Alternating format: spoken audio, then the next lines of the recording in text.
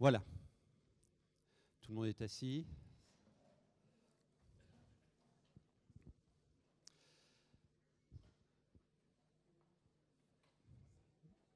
Bien. Bonjour à vous tous et je vous souhaite une belle journée qui va être introduite tout de suite par Laurent Subiana. Le président Rousset devrait nous rejoindre dans quelques instants. Bonjour madame, bienvenue, c'est à vous. Eh bien, bienvenue pour cette avant-dernière étape de ce débat national. Je constate avec tous les membres du comité de pilotage que vous avez répondu très nombreux à ce souhait d'intégrer les débats menés dans les régions avec le travail du Conseil national du débat sur la transition énergétique. Et cette journée, la participation des uns et des autres à cette journée en est la preuve. On a là un bon moment de débat, un bon moment de réflexion conjointe sur les deux dimensions de ce débat. Comme vous le savez, dans l'architecture complexe qui a conduit et structuré nos travaux depuis la fin de l'année dernière, la place du débat dans les territoires était d'égale importance avec ce que nous pouvions faire au sein du Conseil national.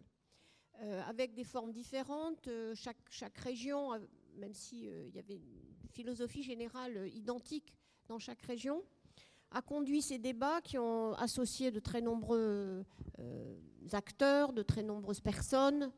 On a eu additionnellement la journée citoyenne en mai dernier. Et donc cette dimension territoriale, et Dieu sait si la question de l'énergie est une question qui est à la fois celle de la nation et aussi celle des territoires. Et du coup, le travail territorial devait impérativement nourrir les conclusions du Conseil national et que nous puissions produire une synthèse conjointe. Delphine Batho, dont je salue le travail avec vous et qui a conduit ces travaux avec beaucoup d'implication, avait souhaité cette journée en particulier parce qu'elle pensait que, au fond, avoir seulement le compte-rendu écrit des synthèses n'allait pas donner la même alchimie, que nous avions besoin de l'interaction. C'est pour cela que de si nombreux ateliers vont nous permettre de discuter tout au long de la journée. Nous avions besoin de l'interaction et de la confrontation, puisque sur les mêmes thèmes, et on le voit à travers les synthèses qui sont issues des régions et le document de travail que le comité de pilotage vous soumet cet après-midi sur nos 15 grandes propositions de conclusion du débat du Conseil national, on voit à la fois l'identité de vue, les mêmes préoccupations, et quelque chose, je trouve, qui est très satisfaisant, qui est que même s'il y a une dimension profondément ancrée dans le territoire de ce débat dans les territoires a traité de questions profondément nationales. C'est donc tout le sujet de la politique énergétique de la France, de son avenir dans les 20-30 ans qui viennent, que nationalement et localement, dans les territoires et au plan national, on a réussi à traiter. Du coup, me semble-t-il, le travail qui va être conduit aujourd'hui, qui va nous permettre de confronter un peu pied à pied les visions sur les énergies renouvelables, sur la maîtrise de la demande de l'énergie, sur la précarité énergétique, sur les questions de gouvernance. Tous ces sujets que nous avons débattus dans beaucoup de formats vont retrouver un peu le creuset pour en faire la synthèse, et c'est évidemment l'objectif de la journée d'aujourd'hui. Donc de moment, je vous laisserai présenter l'agenda assez serré de nos travaux de la journée, mais ceci va donc nous permettre de travailler sujet par sujet les points de vue convergents et divergents que nous avons pu identifier. Alors, après cet exercice, vous savez qu'il nous restera quelques jours pour terminer nos travaux le 18 juillet, où nous allons nous retrouver au sein du Conseil national du débat pour finaliser nos conclusions. Il me semble que du coup, cette journée, elle doit être placée vraiment sous l'idée de l'intégration de toutes ces dimensions, d'essayer de trouver la cohérence entre ces différents points. C'est aussi le moment où, je crois, on peut très largement s'enrichir de ce que la journée citoyenne et le comité citoyen nous ont communiqué, puisque une fois que nous aurons nos conclusions, il faudra aussi qu'elles soient compréhensibles, lisibles par le plus grand public. Donc là encore, je crois que cette journée devrait nous permettre de traduire très concrètement ces recommandations, ces synthèses, pour essayer de les traduire dans un langage avec des exemples qui nous permettent de parler à la société française dans son ensemble. Vous soulignez donc l'importance de cette journée, restitution, partage, enrichissement et cohérence. C'est ce que vous avez dit. On a effectivement, c'est l'un de nos objectifs aujourd'hui, à rendre cohérente toute cette production que vous avez portée au cours de ces dernières semaines, un peu partout dans les régions. Je vois sur le panneau là à côté 850 débats, 170 000 participants. Alors il y a une méthode très précise, et vous l'avez portée, dynamisée, c'est important. Et puis aussi, autour de cette méthode, une alchimie. Et l'alchimie va, j'espère, émerger de nos échanges au cours de cette journée. Plusieurs semaines, plusieurs débats. Je viens de rappeler les chiffres il y a quelques instants, une véritable dynamique. Et tout cela à partir d'un enjeu précis. Un enjeu, une méthode, un grand débat national. Regardez quelques images rétrospectives de ce que vous avez porté sur vos territoires. L'enjeu, celui qui nous rassemble, c'est de faire de la France la nation de l'excellence environnementale. C'est un impératif pour la planète.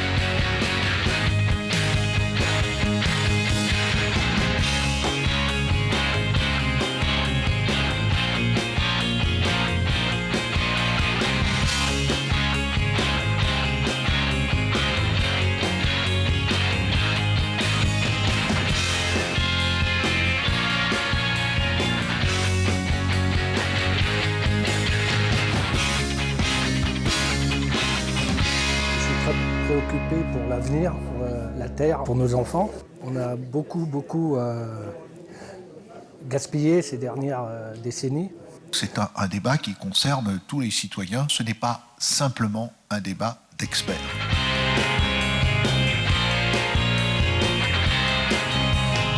Moi, je suis là pour débattre avec d'autres personnes qui peuvent avoir des avis différents du mien.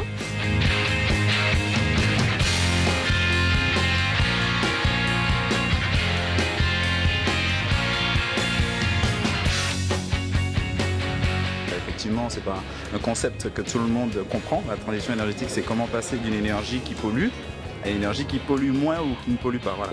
La politique énergétique française, c'est la première fois qu'elle est débattue nationalement et pleinement, c'est-à-dire avec les citoyens.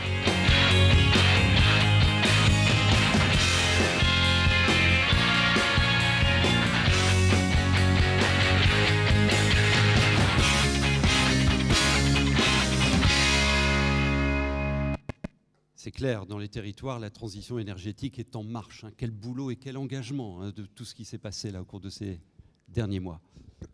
Oui, je voudrais, avec vous, puisque tout ce travail a été conduit par toutes ces personnes qui sont là et bien d'autres, je voudrais qu'on ait un petit moment non pas d'autosatisfaction, parce que ça ne serait pas le lieu, il y a encore beaucoup de travail à faire, surtout beaucoup de choses à mettre en œuvre.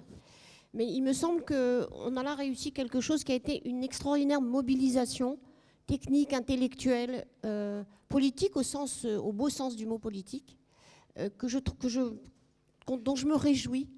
Je trouve que nous tous qui sommes ici, nous y avons mis beaucoup d'énergie, beaucoup de temps. Je ne sais pas si vous vous souvenez, mais lors d'une des séances du Conseil national, en tout cas pour ceux qui étaient là, j'avais dit à Delphine Bateau qui était à côté de moi, vraiment tout ce travail, il faut au fond que les conclusions soient à la hauteur de cet engagement. Et je crois que là aussi, on doit se fixer une forme d'exigence sur ce qu'on transmet au gouvernement, ces recommandations que nous allons transmettre. Il faut qu'elles soient à la hauteur de l'intensité du travail qu'on y a fourni, de l'effort d'écoute, même si ça a parfois été difficile, de l'effort d'attention aux arguments des uns et des autres, au compromis qu'il faut passer, mais aussi au fait que malgré ces compromis, on ne veut pas ne pas traiter le sujet. Vous l'aviez très bien dit, c'est un sujet précis, c'est un sujet dont on voit quand on l'ouvre, quand on arrive à ouvrir, à transmettre le débat à la société française, que les citoyens peuvent s'en emparer. C'est même, je trouve, un très bon signal pour la suite. Mais qu'en même temps, eh bien, puisque tout ce travail a été fourni, il faut qu'on soit à la hauteur du résultat. Donc, encore une fois, je voudrais à la fois me réjouir de l'énergie que tous nous y avons mis, le comité de pilotage, le secrétariat du débat, les membres du Conseil national, les régions et les territoires. Tout le monde a investi énormément de temps et de travail, dans les groupes de travail en particulier, mais aussi dans nos réunions plénières. Donc, voilà, je crois qu'il faut qu'on soit dans la dernière ligne droite, dans cette dernière effort pour finir bien, à la hauteur de ce travail, des exigences de cohérence, de clarté et aussi d'ambition, parce qu'il s'agit d'une grande transformation de la société française. Ben moi, je vous propose, en pensée avec tous ceux qui sont investis sur les territoires, on peut les applaudir, non? Ça se fait, hein? Et merci pour votre implication. Alain Rousset est arrivé. Et non, pas encore. Je pensais qu'on me faisait signe. On fait monsieur loyal, hein, on vous occupe. Non, on va enchaîner. Je vous donne quelques informations sur le programme de la journée. Et pendant que le programme s'affiche, je vais demander à Emmanuel Co et Dominique Lapôtre de bien vouloir nous rejoindre, puisqu'avec eux, on va revenir rapidement sur la méthode et la dynamique que vous avez portée en région. Donc nous sommes en plénière jusqu'à 10h50 environ. Ensuite, vous retrouverez en atelier, 10 ateliers thématiques, 13h le déjeuner, et cet après-midi, synthèse des ateliers, j'en donnerai, bienvenue madame et bienvenue monsieur, je donnerai les modalités de synthèse que nous adopterons cet après-midi. Il faut jouer la méthode jusqu'au bout. Et on vous retrouvera pour partager les 15 premières orientations fortes que vous porterez à l'issue de ce débat. Voilà. Donc à chaque fois, bien évidemment, de la restitution, vous l'avez dit, Madame Tubiana, et puis aussi des moments d'échange avec les uns et les autres. On est aussi là pour créer cette alchimie et enrichir votre production. Bienvenue à Dominique Lapôtre, qui est vice-présidente du Conseil régional de Bourgogne, et Emmanuel Co, qui est son homologue dans le Nord Pas-de-Calais. On va revenir avec vous 2-3 minutes sur la méthode et aussi sur le chemin qui vous a conduit jusqu'à cette avant-dernière étape d'aujourd'hui. Rappel tout d'abord de la commande qui a été passée et qui est résumée là à l'écran. Ça, c'était votre feuille de route, Dominique Lapôtre. Affirmé dès le départ, et vous en êtes les porte-parole, que les régions avaient un rôle d'organisation et de pilotage du débat. Comment ça s'est passé pour vous ? Eh bien, comme vous le dites, ça s'est passé à partir du mois d'octobre, à l'automne 2012, où ce débat national a été mis en évidence comme un débat qui devait être territorialisé. Qui dit territorialisation dit trouver la bonne maille territoriale, qui commence par les régions, bien sûr. Donc, les régions étaient chargées de piloter cette transition énergétique, ce débat. Et avant d'aller plus avant dans ce récit du débat territorial, je voudrais dire que ce débat a été avant tout une aventure humaine, et je voudrais remercier tous ceux qui, dans les régions, au niveau régional, au niveau infrarégional, ont donné de leur temps et se sont mobilisés comme jamais pour arriver à faire dans un temps très court, il faut bien le dire, un débat d'une très grande ampleur. Emmanuel Co le disait dans le film qu'on a vu, c'est la première fois qu'un débat de telle ampleur était organisé au niveau national. Hein. Voilà. Ouais. Donc, et la mécanique a marché. Hein. La mécanique a marché, je pense que dans beaucoup de régions, elle a très très bien fonctionné.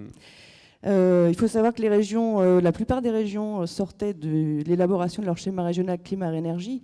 Donc c'était quelque chose qui partait de données, d'un diagnostic pour arriver vers un cadre d'orientation. C'est quelque chose qui ne s'était pas fait en chambre, hein. C'était une concertation large sur le territoire pendant plusieurs mois avec des séminaires et des ateliers. Donc la différence avec ce débat territorial, eh bien, elle est bien sûr sur la dimension de mobilisation, de partage des connaissances et des enjeux à la maille la plus fine, c'est-à-dire à celle du citoyen, qui est indispensable pour que cette transition énergétique soit réellement effective demain. Donc il y a deux choses. Il y a d'une part le maillage très fin pour favoriser la parole et l'expression, et par ailleurs, et on les revoit à l'écran, des objectifs précis que vous êtes fixés. La méthode toujours.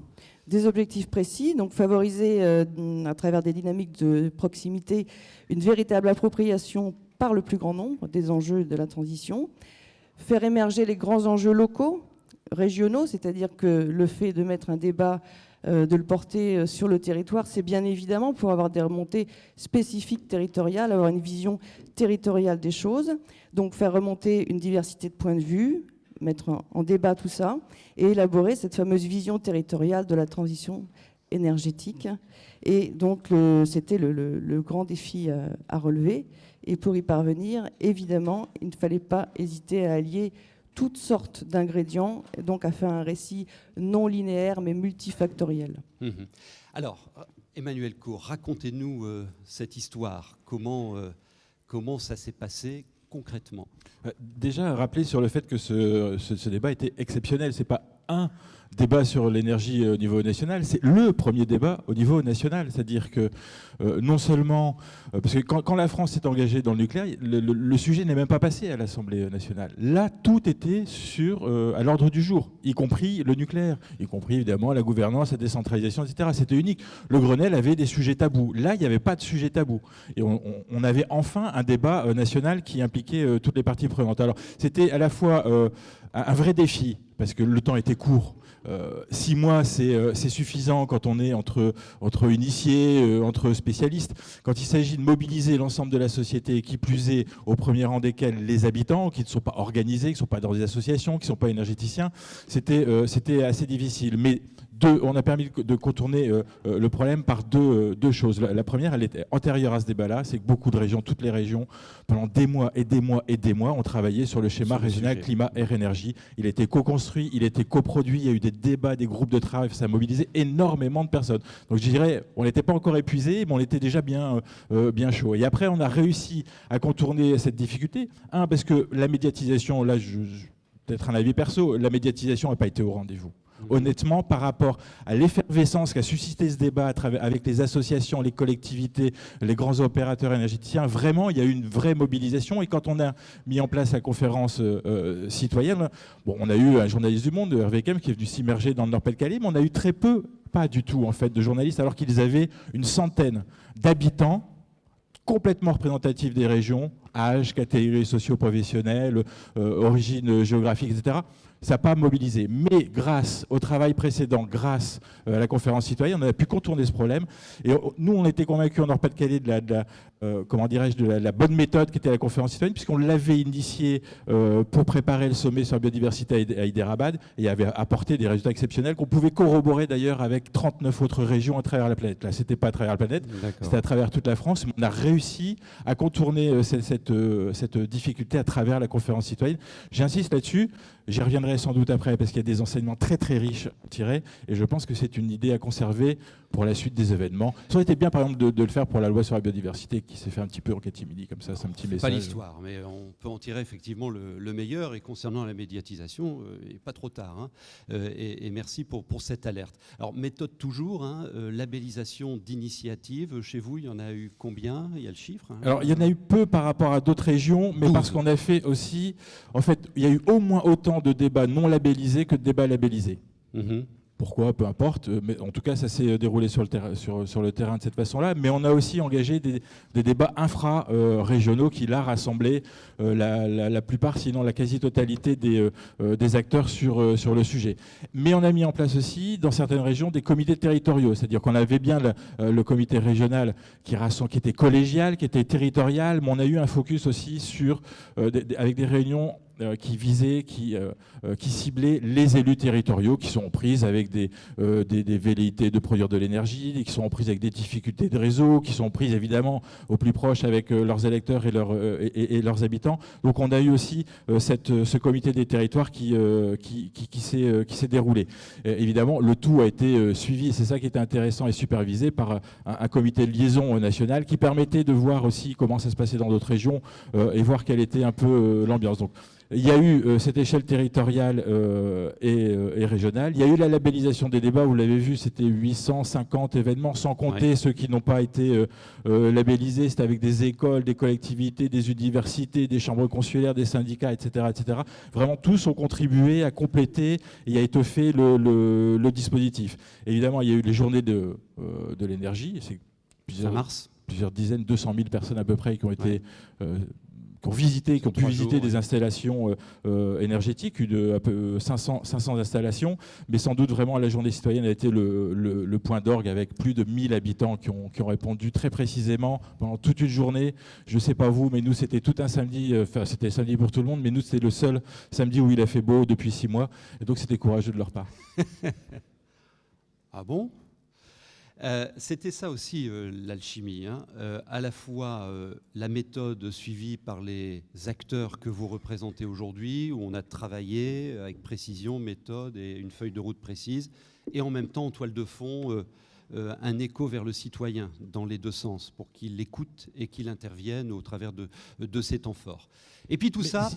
C'est aussi l'écoute de notre part, parce qu'il y a les résultats. Bien sûr, oui, dans les deux sens. Il y a les réponses. Mais ce qui était intéressant aussi, c'est de discuter avec les habitants pendant ou après le débat, et on sent une attention, une vigilance.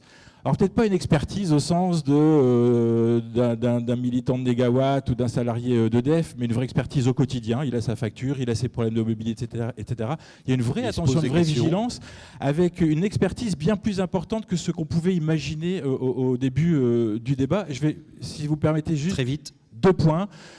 À la question, c'est ça qui est intéressant, on s'est aperçu qu'ils avaient une vision de cette problématique bien plus large qu'on ne le pensait. Quand on leur posait la question, dans le New Deal, qui est voilà, augmentation du prix de l'énergie, contre quoi vous accepteriez cette augmentation de l'énergie? À 38%, évidemment, la réponse est s'il y a un bénéfice d'ampleur sur l'économie et sur l'emploi. Mais la première réponse, à 49%, c'est s'il y a un bénéfice sur la santé et sur l'environnement.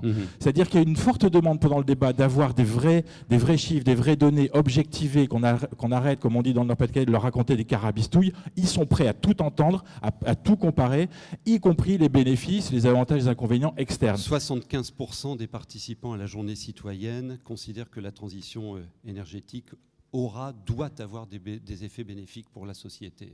3/4, c'est très important. Il nous reste 1 minute pour dire tout ça, on en fait quoi? 30 propositions qu'on amène aujourd'hui à l'enrichissement, à la confrontation, à la cohérence aussi, vous l'avez dit. Suite de la démarche. Cependant, un débat unique, exceptionnel, il doit y avoir une réponse unique et exceptionnelle. Je vais vous citer l'attention, l'appétence, la vigilance des habitants et des acteurs. Il y a eu près de 1000 propositions qui sont issues de l'ensemble des régions. On sent qu'ils sont prêts, qu'on pourra, une fois de plus, je me répète, ne pas leur raconter de carabistouille, c'est-à-dire que la loi devra être à la hauteur. Et on ne pourra pas, de mon point de vue, au feeling, plus que encore aux réponses des citoyens dans la conférence citoyenne, il faudra apporter des vraies réponses radicales, avec des vrais chemins dessinés. Il ne s'agira pas de faire juste des mesurettes. C'est un sentiment, mais je pense qu'il est partagé dans l'ensemble des régions. On sent, je répète, cette appétence. Il faudra que cette loi, donc la réponse, soit vraiment à la hauteur. Les gens sont au courant. En plus, les 1115 qui pourront peut-être faire relais, mais ils ont été, voilà, il y a une méthodologie qui a été utilisée. Ils sont au courant, ils ont été briefés, ils connaissaient très bien les enjeux, quels sont les gisements, quels sont les chemins pour y arriver, les problématiques, tous les leviers ont été identifiés, toutes les ressources en termes de mobilité, d'agriculture, de logement. Donc on sans ne aucun peut pas doute, décevoir. La future loi est attendue et elle ne pourra pas décevoir. Dominique Lapôtre, un mot en complément. Un mot, donc je crois effectivement que l'aspect communication est fondamental. Il faudra forcément une communication très très large et très indépendante pour continuer ce chemin qu'on a entamé. En Bourgogne, on a fait un partenariat avec France 3 Bourgogne et qui a produit 10 programmes courts qui s'appellent Paroles de pionniers et qui touchent tous les secteurs de la transition, que ce soit le bâtiment, le transport, l'énergie. Et ces programmes ont eu une audience exceptionnelle. On voit que les gens sont vraiment en attente de ce message-là et d'exemples concrets. Donc ça, c'est un chemin qu'il ne faut surtout pas oublier. Moi, en conclusion, je voudrais dire que ce qu'on a pu observer dans ce débat, c'est que les territoires sont absolument prêts à relever le défi d'une compétence renforcée dans le domaine de l'énergie. Ils sont prêts. Les citoyens sont acquis aux évolutions. Ils trouvent que la transition, c'est une chance et un moteur pour notre société. Ils veulent que ces efforts de transition soient partagés, c'est évident. Et je pense que la bonne chose à faire, ça sera de ne pas les décevoir. Ils ont envoyé des messages, ils ont reçu des enjeux et des connaissances, et ne pas les décevoir. C'est le premier message de cette journée, une production et une implication forte des territoires, et il ne faudra pas décevoir derrière. Je crois que le président Rousset est arrivé, et s'il peut nous rejoindre, puisque on va continuer à ouvrir cette journée avec vous. Bienvenue. Et juste après, on entre dans le vif du sujet avec un rapide tour d'horizon, évidemment qu'on ne sera pas exhaustif, de cette production émergente des régions. Vous le voyez à l'écran, plus de 1000 propositions, et il y a eu un gros travail de synthèse conduit par le COPIL pour arriver à 30 propositions qu'on va vous présenter aujourd'hui. Bienvenue, Président. Venez, près de Madame Tubiana. Et je vous laisse nous dire 2 mots, puisque les régions sont à la manœuvre. Il était évidemment important que vous ouvriez cette journée. Bienvenue à vous. Merci de votre accueil et merci de ce que vous venez de dire. Les régions n'ont pas toujours entendu que leur implication était, avec des résultats positifs. Et en fait, votre questionnement et ce qui vient d'être dit par mes collègues des régions, s'il n'y a pas une forte implication politique de mobilisation d'une part, ou d'organisation de la mobilisation, que ce soit avec les jeunes ou les moins jeunes, les entreprises ou les simples citoyens, les locataires comme les propriétaires, rien ne se passera. Si en plus cette mobilisation ne joue pas sur la durée avec une évaluation, rien ne se passera non plus. Et en disant cela, je ne remets pas en cause simplement un modèle d'organisation énergétique centralisé. Je ne conteste pas que dans le mix énergétique, cela a été dit par un collègue tout à l'heure, le nucléaire va exister. Le président de la République l'a évoqué. Alors il y a peut-être un certain nombre de débats à avoir. En tout cas, le nucléaire va exister. Par contre, aujourd'hui, ce qui est en train de se passer pour notre pays et par rapport à d'autres pays, c'est que si nous ne considérons pas le défi de la transition énergétique comme un défi technologique majeur, peut-être que nous ne relèverons pas le défi du redressement productif. D'abord, l'Allemagne, par exemple, pour en avoir parlé avec quelques collègues, s'est fixé comme barrière d'arrêter le nucléaire et en face de développer les énergies renouvelables. C'est un défi plus technologique que social pour l'Allemagne. C'est une obligation qu'elle se met à elle-même, même si ça va passer par des choses pas très ragoûtantes avec le charbon, qu'elle se met à elle-même de développer à terme toutes les énergies renouvelables, donc toutes les technologies qui figurent dans ce sens-là. Et en discutant avec les uns et les autres, dans les contacts qui sont les miens avec le monde économique ou ceux qui réfléchissent à l'innovation, ceux qui réfléchissent aux évolutions majeures de ce siècle, peut-être que la transition énergétique ou l'économie décarbonée, il faudrait s'entendre sur ce terme, parce qu'économie décarbonée ne signifie pas qu'on n'utilise pas, par exemple, le carbone du bois qui pourrait être transformé en biocarburant ou en énergie. Mais en tout cas, la question qu'il faut se poser, c'est est-ce que ce défi-là ne pourrait pas être, à ce siècle, au début de ce siècle, ce qu'a été l'aéronautique, le ferroviaire, même le nucléaire, ou la médecine dans les années 50 ou les années 60. Quel est le défi technologique que la France peut relever aujourd'hui, si ce n'est celui des nouvelles énergies? Si on réfléchit à cela, et si on s'interroge les cartes que nous avons en main dans les défis industriels futurs, pour que l'emploi... regardez, je lisais en venant, et Anne Levergeon me pardonnera de prendre ça dans un des rapports du groupe qu'elle anime, les besoins en gaz renouvelable,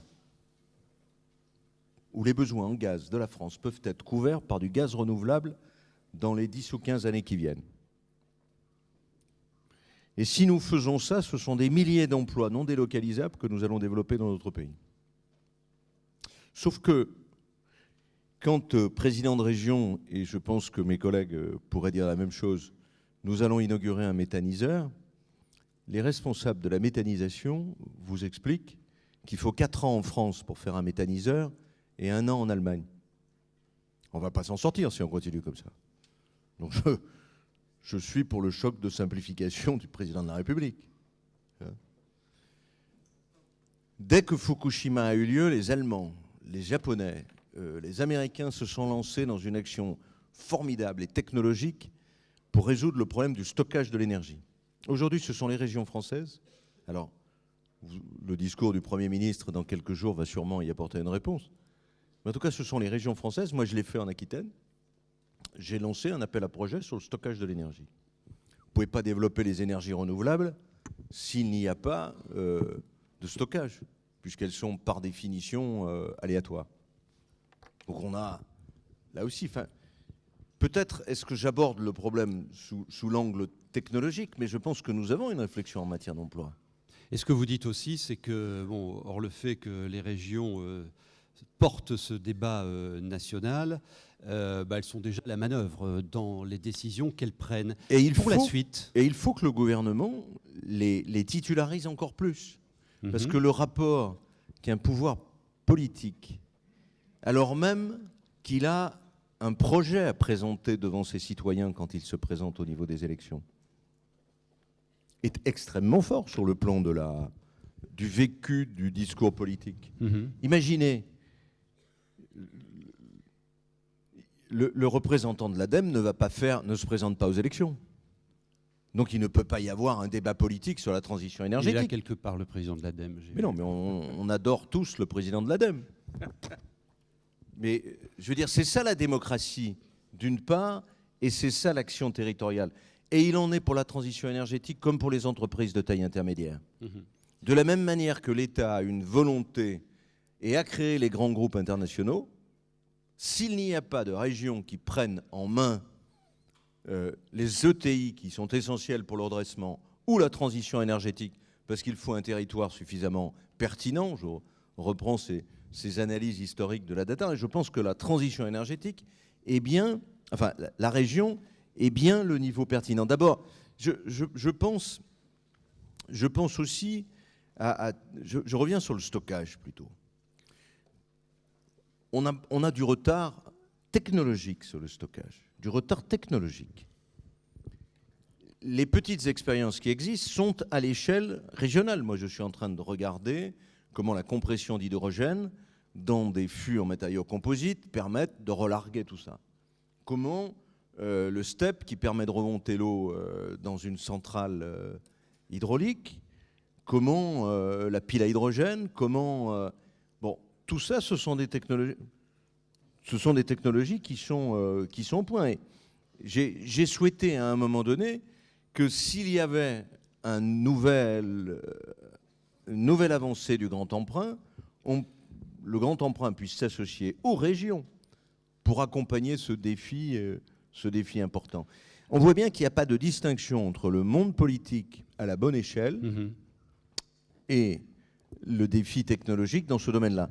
Ce qu'ont montré ce débat, effectivement, mes collègues l'ont évoqué tout à l'heure, c'est l'attente, une plus grande connaissance qu'on pouvait l'imaginer, une plus grande connaissance des problèmes qu'on pouvait l'imaginer, la relation entre le problème énergétique et la santé, une autre ville. Alors bien entendu, ce n'est pas la région qui va construire les villes, mais il faut bien qu'on ait une ville. Est-ce qu'on peut imaginer un jour, comme on le fait des lycées aujourd'hui dans les régions, une ville sans CO2, quoi, neutre en matière de CO2? Merci beaucoup. Je note, et ça sera en toile de fond de nos échanges, le gouvernement doit titulariser encore plus les régions. On a observé des attentes, une forte connaissance sur le terrain et l'énergie au cœur de la vie quotidienne de nos citoyens. Je vous propose d'enchaîner maintenant et je vous invite à rejoindre la salle avec un rapide partage des 30 propositions qui émergent de ce débat, de ces débats territoriaux que vous avez portés. Et pour vous les présenter, je vais appeler Marie-Guite Dufay, Christophe Clergeau, Véronique Bérégovoy. Ça sera dans l'ordre d'apparition générique, hein, et Jean-Patrick Masson. Voilà, bienvenue à vous. Venez prendre place. Bienvenue. Alors, c'est toujours un exercice compliqué en plénière, hein, de rendre compte de ce qui est à moment un catalogue. Je vous rappelle, plus de 1000 propositions qui ont émergé des territoires. Et là, il y a un travail qui a été fait, très précis, mode d'emploi à l'écran, pour arriver à ces 30 propositions qu'on va maintenant regarder avec vous, mesdames et messieurs, autour de 5 thématiques. Et ce sont ces thématiques qui vous intéresseront ensuite en atelier. On est là pour enrichir, on vous l'a dit. Première de ces thématiques, c'est comment aller vers l'efficacité et la sobriété énergétique. Avec Marie-Guite Dufay, présidente du Conseil régional de Franche-Comté. Ce que je vous propose, c'est 3-4 minutes à chacun pour nous donner l'essentiel des propositions qui émergent de votre atelier. On commence avec vous ? Oui, merci. Je voudrais, avant de vous présenter ces 4 ou 6 propositions essentielles dans ce domaine absolument stratégique de la sobriété énergétique, redire à ma façon ce qui vient d'être dit très fortement par le président des régions. Je pense que rien ne se fera sans les territoires. Et nous avons la possibilité, au niveau des régions, de lancer effectivement des impulsions, des appels à projets. Et quand on voit l'énorme mobilisation de tous les acteurs aujourd'hui, c'est là qu'il faut avancer, hein. Et notamment, pour revenir à ce thème de la sobriété énergétique, eh bien, pourquoi pas lancer des appels à projets pour des territoires autosuffisants, hein, par exemple. Mais surtout, et j'insiste parce que je sens qu'au niveau des élus, ce n'est pas encore complètement partagé. La subvention publique, c'est terminé par rapport à l'ampleur de ses besoins.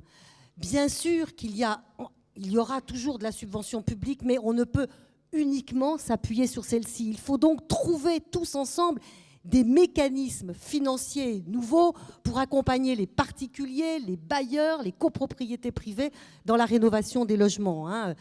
Bon, voilà, j'insiste fortement. C'est le thème qui intéressera M. Masson dans quelques instants. Alors, en ce qui vous concerne. Première proposition sur ce thème de la sobriété énergétique, développer fortement les solutions alternatives de mobilité pour freiner l'usage individuel de la voiture et l'accroissement du transport routier. 12 régions vont dans ce sens. Et c'est évident que transport d'un côté, bâtiment de l'autre, ce sont les 2 domaines très, très consommateurs d'énergie. Et je dirais que dans la journée citoyenne, hein, journée formidablement mobilisatrice, participative sur ces thèmes-là, c'est ce thème-là qui a eu le plus de résonance, hein. Je crois que chacun commence à se sentir responsable, mais encore faut-il aussi que l'offre de transport collectif soit suffisante. Et je dirais que ce n'est pas qu'un problème financier, l'offre de transport suffisante, qu'il y a aussi un problème d'organisation, des AOT, de coordination sur un territoire, des autorités organisatrices de transport pour arriver à une meilleure intermodalité. Deuxième proposition, mettre en place un réseau de proximité de guichets uniques à destination des particuliers et des entreprises dispensant une information indépendante et fiable, ainsi que des conseils et un accompagnement de bon niveau sur des questions techniques, juridiques et financières. Donc là, la simplification. C'est le volet simplification et sensibilisation et accompagnement des particuliers. Les particuliers, on l'a bien vu, on le sent bien, ils comprennent leurs responsabilités, mais ils sont perdus dans le fatras des différents organismes. Il faut absolument à ce moment-là rassembler toutes les agences qui amènent une valeur ajoutée sur ces questions, l'ADEME, l'ANA, l'ANRU, et puis que les collectivités, et je pense que la région a une forte responsabilité pour coordonner tout cela. Bienvenue à Monsieur le Ministre qui va donc écouter la restitution de ces propositions et juste après on vous accueillera pour une première intervention. Alors on continue, troisième, quatrième proposition. Les transports, les guichets uniques, maintenant rendre progressivement obligatoire la rénovation des bâtiments les plus énergivores en ayant recours à des outils contraignants et en installant le principe de valeur verte. Je redis bien ce que j'ai dit tout à l'heure avec force, il nous faut innover dans le mode d'accompagnement financier des programmes. Et la subvention publique en soi, elle ne peut plus répondre seule à l'immensité des besoins. C'était aussi un élément fort de mais c'est votre capital production. Et c'est complexe et ça nécessite... L'innovation technologique, le président Rousset l'a souligné, l'innovation dans les process aussi, les manières de faire. Oui, quatrième et dans l'innovation action financière, je dis qu'il faut aller vers des mécanismes de tiers investissement notamment. Quatrième action. Quatrième action, mettre en place des plans territoriaux d'identification et de lutte contre la précarité énergétique par la rénovation thermique des logements en s'appuyant principalement sur les collectivités locales. C'est une question essentielle et je pense qu'il faut que les régions, les collectivités s'organisent, s'allient pour être en situation de meilleure coordination et les régions où il y a des pactes. Ma petite région, la Franche-Comté, est en train de mettre en place un pacte de toutes les collectivités pour aller dans ce sens-là. J'ai pris exemple sur l'exemple de la grande région Nord-Pas-de-Calais. Il faut que ces exemples-là se diffusent, mais on ne peut plus rien faire seul. Les deux propositions donc les deux suivantes. dernières, développer à l'échelle nationale et dans chaque région des plans ambitieux de formation au métier de la transition énergétique, ciblant particulièrement le secteur des énergies renouvelables et l'efficacité énergétique. Bien, effectivement, c'est absolument essentiel. Il y a deux leviers pour avancer dans notre domaine, là. C'est les financements et les compétences de ceux qui interviennent. Je citerai l'exemple de la Franche-Comté qui a anticipé en mettant en place depuis quelques années un pôle énergie à la disposition de tous les acteurs de la construction du bâtiment. Dernière avec action une en ce qui vous vitrine concerne. Pour montrer les process, les matériaux, et ça c'est extrêmement important. Dernière proposition, mettre en place un plan national ambitieux de récupération de la chaleur fatale et issue de la valorisation des déchets. Donc c'est le développement, cogénération performante, c'est prendre la règle. Voilà. Voilà. Donc, en dessous de chacune de ces actions, il y a évidemment plein d'items. Vous en avez abordé quelques-uns. Tout ça est complexe et les sujets que vous abordez sont complexes. Et ce sera l'objet des ateliers de tout à l'heure. Donc, premier thème. Le deuxième thème qu'on va aborder tout de suite avec Christophe Clergeot sur la trajectoire pour atteindre le mix énergétique. La cible est à 2025. Vos propositions.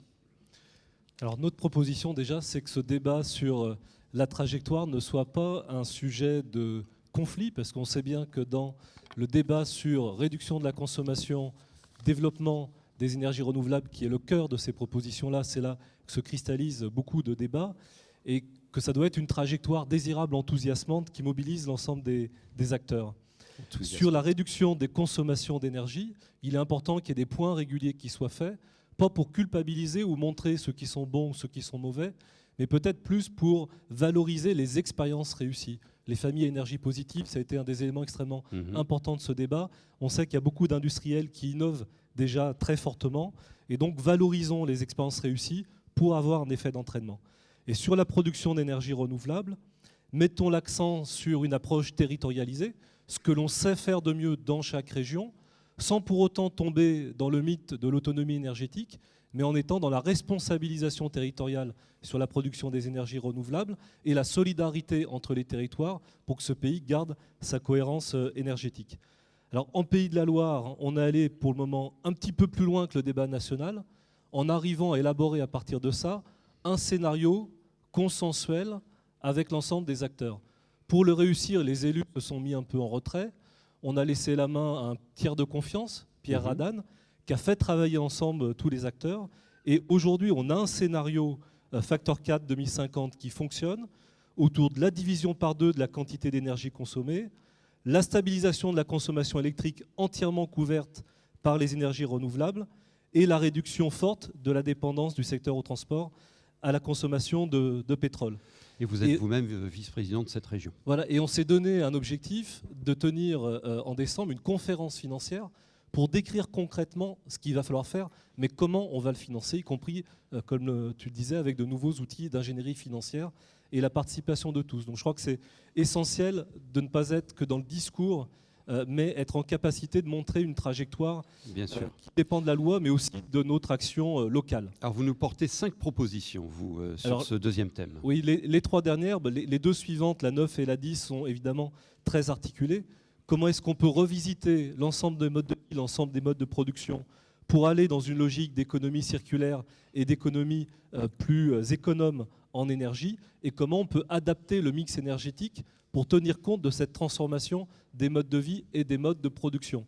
Si on veut relocaliser les boucles énergétiques au moins partiellement, il faut arriver à mettre en adéquation mode de production d'énergie et évolution des modes de consommation.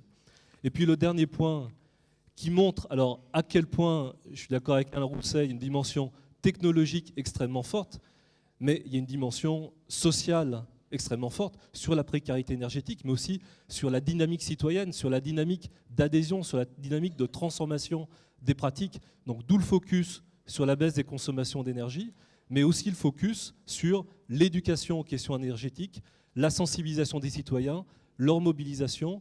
Et je crois qu'en France, comme dans toutes les régions, il va falloir garder pour les années qui viennent une implication très forte des réseaux associatifs et citoyens si on veut réussir, si on ne veut pas que le soufflet se retombe ou qu'on retourne sur une approche par trop technocratique des questions d'énergie.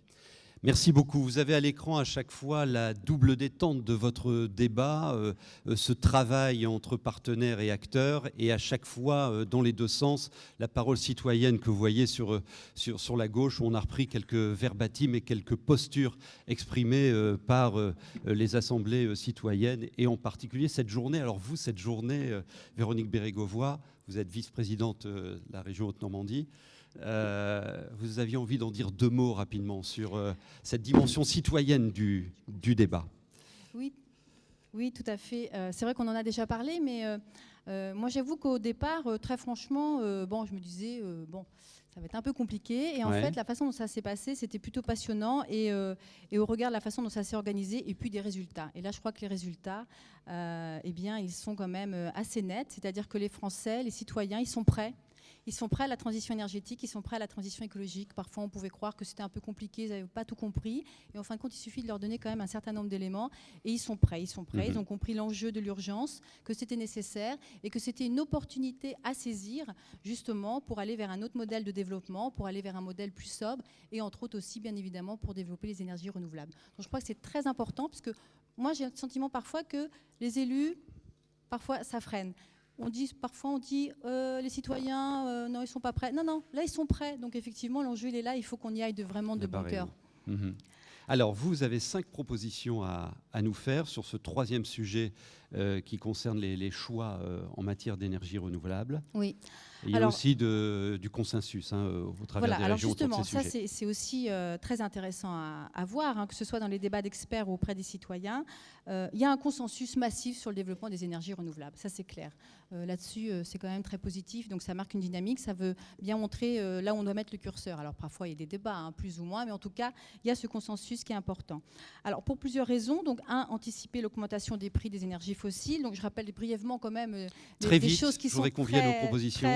Mais bon, c'est vrai que le cadre est important. Limiter les émissions de gaz à effet de serre, réduire la dépendance énergétique de la France, si on ne l'a pas encore rappelé. Et puis, en même temps, considérer que c'est une vraie solution à la crise et aux crises économiques, environnementales et sociales, réellement, hein, puisqu'évidemment c'est un secteur très prometteur en termes d'emploi et de dynamique industrielle que ça peut engendrer. Alors, pour arriver au niveau des propositions plus concrètes, parce qu'évidemment, comme tous les autres débats, c'est aussi extrêmement riche.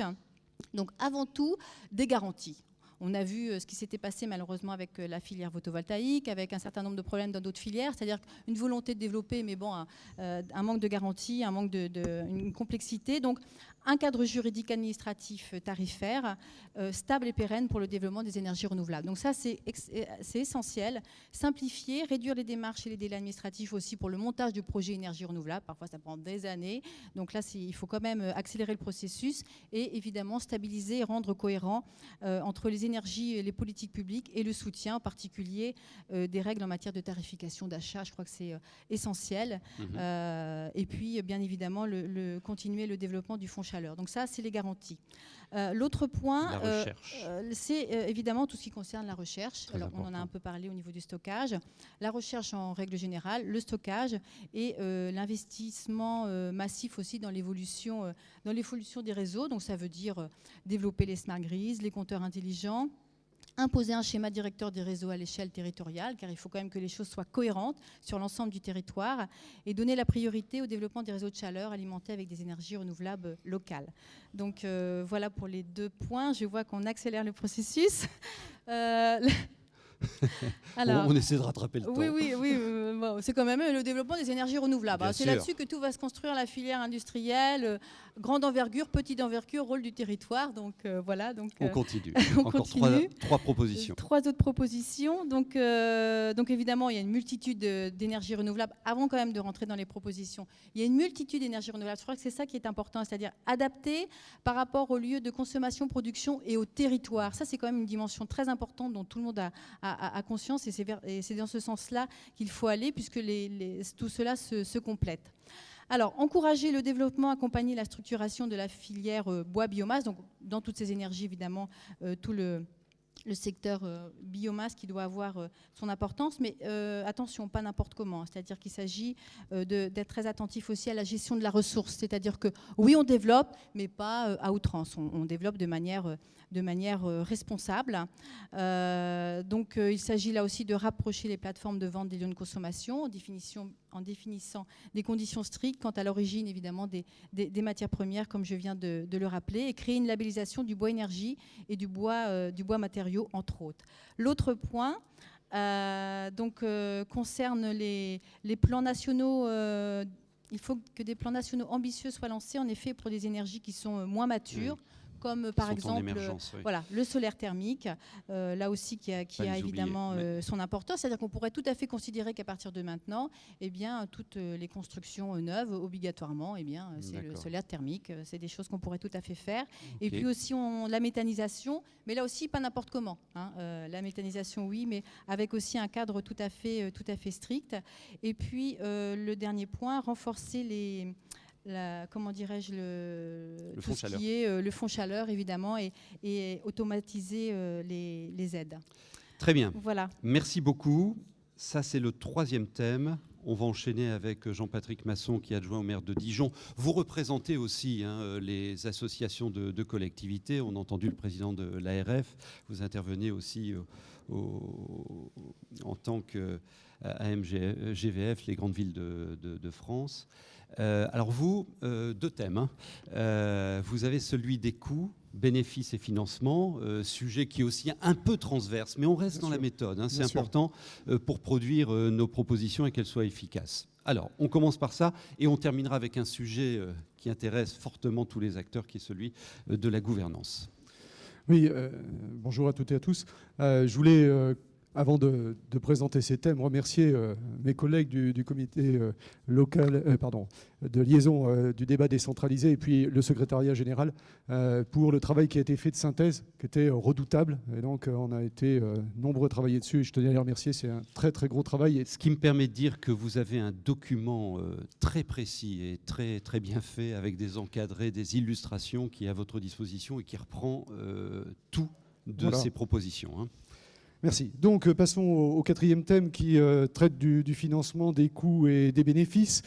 Alors, le premier élément qu'il convient de souligner, c'est le fait qu'il faut une fiscalité énergétique. C'est-à-dire que mettre en place ce qui a été décrit dans les 3 premiers thèmes nécessite de le financer, et un financement qui soit à la fois progressif, c'est-à-dire qu'il ne faut pas qu'il y ait d'à-coups violents, et que ce financement serve évidemment à la transition énergétique, mais soit affecté. C'est-à-dire qu'il n'est pas question d'avoir des financements qu'on appelle au budget général, il faut vraiment flécher les actions. Autre élément d'importance, c'est le signal prix. C'est-à-dire que ce qui a été dit dans les débats décentralisés, c'est que le signal prix est acceptable. Donc ça veut dire effectivement de travailler sur une montée peut-être des prix, mais en tous les cas au travers de 2 éléments, la modification du rapport entre l'abonnement et le prix du kilowatt, et la tarification progressive de l'énergie, c'est-à-dire la sensibilité évidemment à ceux qui sont dans la difficulté au regard de la précarité énergétique notamment. Ensuite, il s'agit de créer un dispositif financier qui permette la rénovation massive thermique, ça a été dit, 2 sujets, transport et rénovation des bâtiments. Là, pour qu'il y ait cette massification, il faut certainement qu'il y ait des accompagnements adaptés au niveau des financements, notamment plan de financement, temps de retour, etc. Il y a vraiment besoin d'ingénierie en cette matière. Et puis, le dispositif des certificats d'économie d'énergie, là, il faut certainement les cibler mieux vers la précarité énergétique, je l'évoquais, et puis élargir le champ des obligés. Autrement dit, c'est un mécanisme de financier qui a son importance et qui doit avoir même son importance accrue. J'ai lu également dans votre rapport une meilleure visibilité à leur donner. Il est certain que le mécanisme est très peu connu de nos concitoyens, ce qui est un vrai problème. On continue. Il faut bien sûr encourager financièrement et faciliter juridiquement les projets citoyens coopératifs. Alors là, il y a aussi un enjeu certainement très fort à ce que sur les territoires, des mécanismes spécifiques aident aux projets, permettent de l'économie circulaire, permettent aux citoyens d'avoir son rôle dans cette transition énergétique. Et puis, en ce qui concerne l'éco-conditionnalité, il faut certainement aider également les filières industrielles, les entreprises qui sont les plus à même de faire de la sobriété, de l'efficacité énergétique, de l'écologie industrielle. Donc vraiment une éco-conditionnalité liée très fortement aux logiques de transition et aux logiques d'énergie. Autre point d'importance, parce qu'il permet la compréhension, c'est la transparence dans le calcul des coûts de production de l'énergie dans le cadre des transports, de la distribution des énergies. Favoriser finalement, au travers de cette transparence, la compréhension globale des mécanismes. Et là, il y a foule de mécanismes financiers. Il faudra certainement que les systèmes mutualisés soient plus cohérents, plus transparents, plus compréhensibles. Quand on a la CSPE, le FAS, le TURP, le TPN, et j'en passe. Et il est clair que là, nous avons une nécessité que tout le monde comprenne, et y compris le citoyen, au travers de sa facture. La mobilisation des banques publiques, banques privées, les deux ont leur rôle à jouer. Il faut certainement affecter le livret développement durable à la transition énergétique, à la rénovation thermique. Il faut des taux bonifiés, enfin tout un mécanisme à mettre en place qui a une grande importance puisque pour nous tous, l'argent, c'est le nerf de la guerre. Et donc, si on veut réussir, il faut qu'on mette en place tous ces dispositifs. Il faut encore une fois rappeler qu'en face de chacune de ces propositions, il y a déjà des bonnes pratiques qui existent sur les territoires et dont il faudra bien évidemment s'inspirer et avoir les monographies précises. Le dernier sujet, la gouvernance. Je dis juste qu'aux ateliers, c'est au hit parade dans vos inscriptions. Et c'est normal, ça arrive à ce moment précis du débat national où on va se poser la question des modalités pour déployer tout cela. Alors, vous en parlez vous aussi, Monsieur Masson, avec les propositions 24 à 30.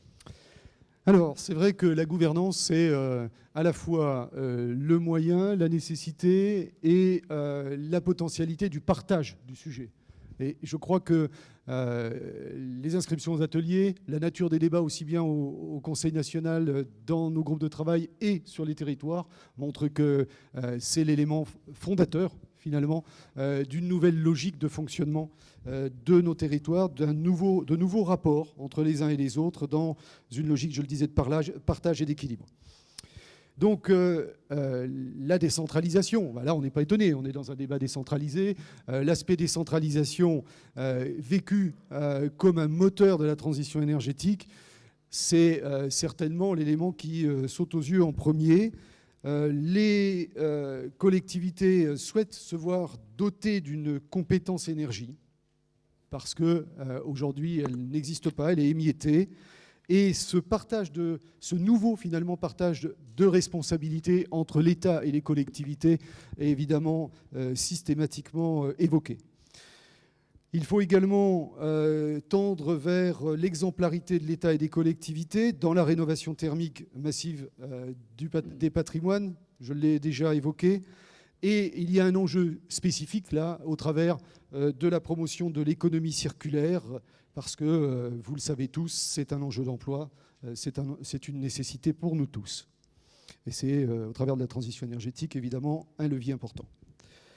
Sur les propositions suivantes, ce qu'on a pointé du doigt, et ce que vous avez pointé du doigt, ça on le retrouve quasi partout, c'est que la planification énergétique territoriale, elle nécessite la compatibilité des différentes planifications. Et on a, ça a été évoqué aussi, les schémas régionaux. Et ces schémas régionaux, il faut qu'ils soient plus prescriptifs. C'est-à-dire qu'il faut que l'architecture régionale et infrarégionale fonctionnent de manière claire et nette ensemble sur les énergies renouvelables, sur la maîtrise de l'énergie, sur la lutte contre le changement climatique. Et nous avons donc la possibilité, la nécessité de renforcer les plans climat, le rôle de ces plans climat-énergie territoriaux.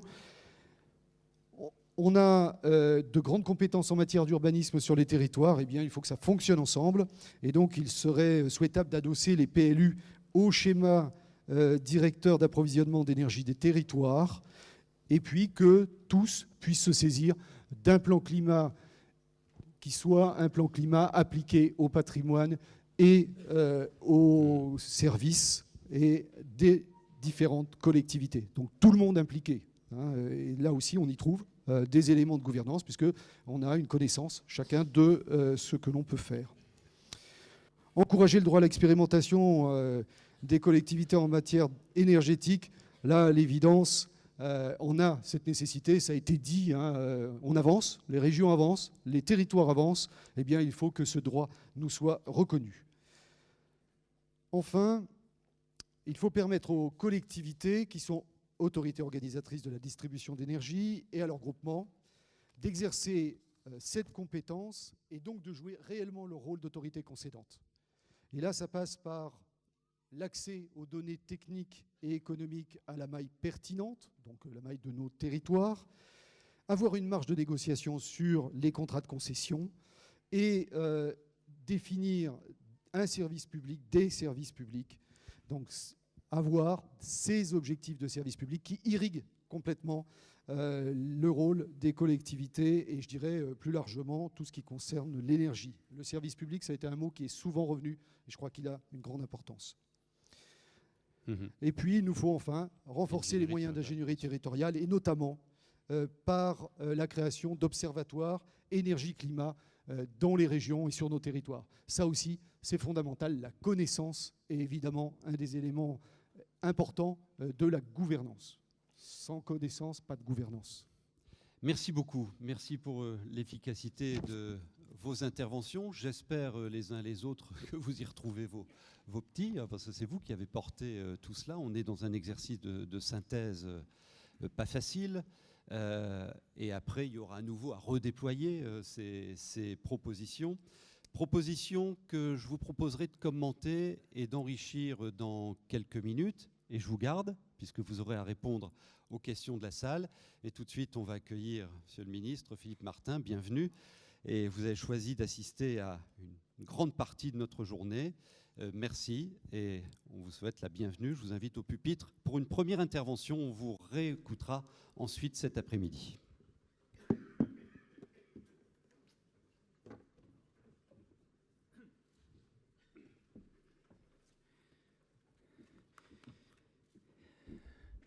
Bien, monsieur le secrétaire général, mesdames et messieurs, quand au mois de mars dernier, j'assistais comme simple élu local de Midi-Pyrénées à l'étape toulousaine du débat national sur la transition énergétique, j'ignorais qu'il me reviendrait comme ministre de l'écologie, du développement durable et de l'énergie de saluer le travail effectué dans tous les territoires métropolitains et outre-mer pendant plus de 5 mois. Pour être tout à fait honnête, même lundi dernier, je l'ignorais encore. La mobilisation, mesdames et messieurs, de l'ensemble des collectivités locales, et je ne peux pas saluer tous les élus présents, mais il y a tellement de têtes connues avec lesquelles je partage depuis si longtemps l'envie de faire bouger les choses. Je pense notamment à mon ami Alain Rousset, président de la région Aquitaine, voisine de Midi-Pyrénées, et dont je connais l'engagement dans cette cause, mais tant d'autres, j'ai vu Denis Baupin et quelques autres. La mobilisation de ces collectivités locales, du secteur associatif, des entreprises, des organisations syndicales et des services de l'État ont permis la réalisation de la synthèse nationale des débats territoriaux et je dirais simplement à ce stade un seul mot avant que les ateliers ne se réunissent. Ce rapport est issu lui-même des synthèses élaborées par chaque région sur la base de toutes les initiatives intervenues sur leur territoire depuis le mois de février. Au total, ce sont plus de 850 événements qui ont été labellisés, mobilisant plus de 170 000 personnes, et ce sont plus de 2000 contributions écrites issues des territoires qui auront été analysées, décortiquées, utilisées pour notre réflexion commune. Cette mobilisation a montré à quel point la transition énergétique, qui est une composante de la transition écologique, est un enjeu structurant en matière de développement économique, en matière d'emploi et de solidarité, et que cette transition-là touche les Français au plus près de leur lieu de vie, au plus près de leur quotidien.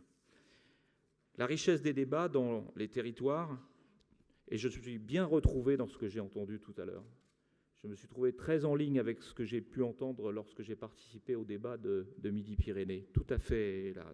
La richesse de ces débats témoigne, si besoin était, que la transition énergétique est non seulement nécessaire, mais qu'elle est, dans bien des cas, déjà une démarche qui a commencé. Les objectifs de proximité avec les citoyens et la recherche d'une large participation, y compris de la part des publics non spécialistes, parce que, mesdames et messieurs, si nous voulons vraiment aller vers la transition énergétique, ce n'est pas simplement les spécialistes qui doivent être convaincus, c'est l'opinion publique. Nous devons, dans ce débat, à l'issue de ce débat, convaincre de la nécessité de cette transition. Et donc, bien sûr, les spécialistes, mais aussi les non-spécialistes, non engagés, qui ont trouvé des traductions concrètes et efficaces à l'échelon territorial en s'appuyant sur un savoir-faire des collectivités, des associations en matière de démocratie participative. Je tiens à vous le dire ici, sans faire référence à quoi que ce soit, mais j'aborde la mission que m'a confiée le président de la République, que m'a confié le Premier ministre, avec en tête que, sur moi, il n'y a qu'un seul lobby qui a de l'influence. C'est celui de l'intérêt général et des générations futures. Et c'est celui qui doit effectivement nous animer. Les propositions formulées dans ce rapport portent le regard des territoires et permettent ainsi de nourrir le débat national. Et si j'ai tenu à être ce matin à l'ouverture de ce séminaire conjoint du Conseil national et des délégations régionales, si j'ai tenu à rester avec vous et à m'exprimer à nouveau à la reprise de nos travaux, c'est pour vous dire ma détermination à mettre en œuvre la volonté réaffirmée du président de la République et du Premier ministre d'engager la France dans une transition écologique dont la transition énergétique est une composante essentielle. Voilà ce que j'étais venu vous dire à cet instant, en même temps que je veux vous dire ici ma fierté devant ce débat, mon envie de porter très haut l'écologie comme une priorité du gouvernement. Faire en sorte qu'au-delà d'un budget, nous ayons à cœur de faire partager cette conviction que nous avons. Vous êtes des représentants d'organismes, vous êtes des représentants d'associations, vous avez vos convictions.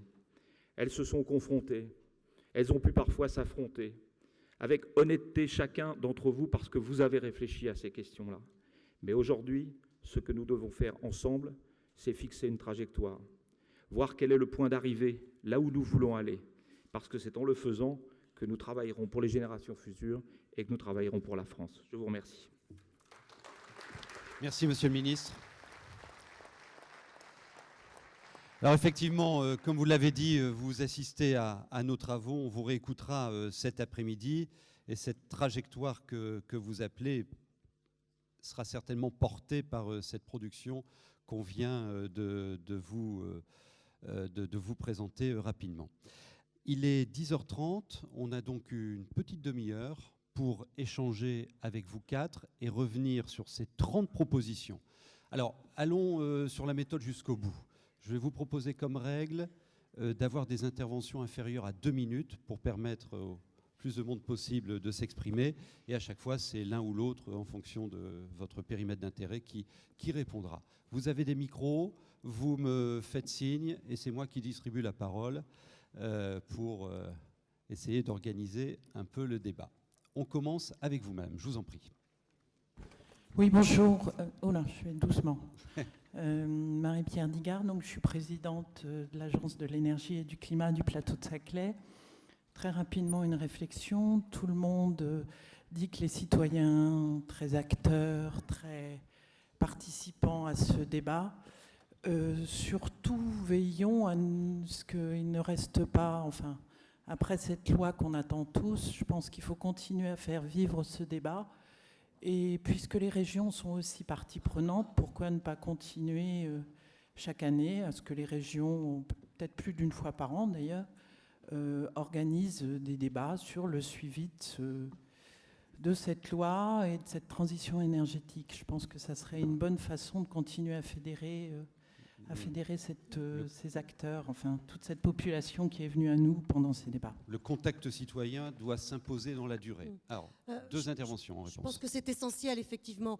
On a fait vivre ce qui ressemble à une communauté d'acteurs sur un territoire. Dans ma région, en Franche-Comté, il y a une vraie communauté d'acteurs qui est née autour de ces questions-là. Et il y a une demande, et nous avons la responsabilité, effectivement, de continuer à animer les débats et les questionnements sur ces questions. Vous avez entièrement raison, sinon nous passerions à côté de notre responsabilité. Christophe Clergeau. Oui, en Pays de la Loire, nous avons déjà pris la décision de pérenniser la conférence régionale de la transition énergétique et du changement climatique pour pouvoir poursuivre ce débat.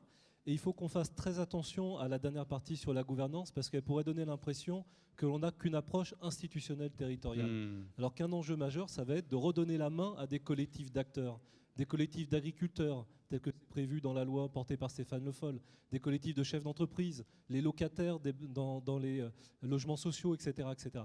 Il va falloir qu'au-delà de la dimension institutionnelle, il y ait réellement des citoyens qui prennent en main la mise en œuvre de ces dispositifs. Merci pour cette contribution, citoyen, acteur de la gouvernance. Alors, monsieur et ensuite madame. Tout le monde va parler. Oui, bonjour. Benoît Cipriani de Besançon. Je fais un petit focus sur les réseaux de chaleur. J'ai vu dans les propositions qu'on voulait mettre le point, qu'on voulait appuyer sur le développement des réseaux de chaleur. Il faudrait voir aussi à leur équilibre économique.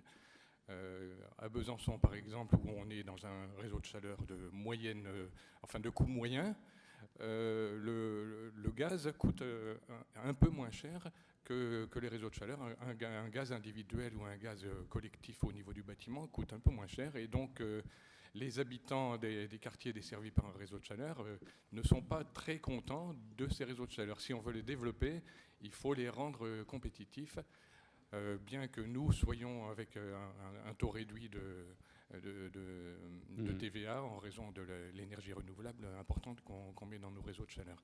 Très bien. Ça, c'est la première chose. Ouais. La deuxième chose, c'est qu'il y a une contribution dans le rapport détaillé sur le réseau de chaleur, vous verrez. Oui, mais je me permets d'insister. Vous avez raison. Et puis, l'autre chose, c'est en matière d'urbanisme, on sait qu'il est obligatoire de faire une étude de desserte énergétique, mais ensuite les critères de choix entre du gaz ou du réseau de chaleur ne sont pas très... comment dire, n'incitent pas vraiment à utiliser les réseaux de chaleur.